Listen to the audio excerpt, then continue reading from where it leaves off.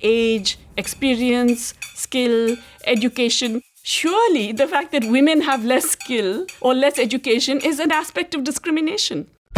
I'm Jayati Ghosh. I'm an economist from India. I've been very concerned with issues of how gender affects the economy. It's biological, right?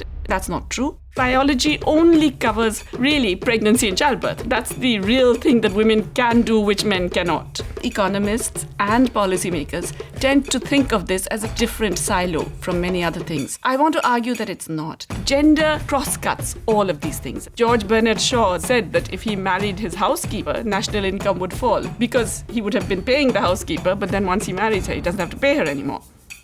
If it's not done by this woman, you will find another woman who is available to do it because that's what women do. Women look after others. And so it's all right to exploit to the maximum possible. And the real superwomen are not highly paid ones who can afford to outsource some of these things. The real superwomen are the ones who cannot afford to do that and have to go back and do all of those things in addition to doing their paid work. Economists have got lots of things wrong, including gender. Women have been the biggest reserve army of labor that can be mobilized to enter the labor force when they're needed and then thrown back out. I would like to have a situation where people listen to these lectures and then go out and start questioning everything.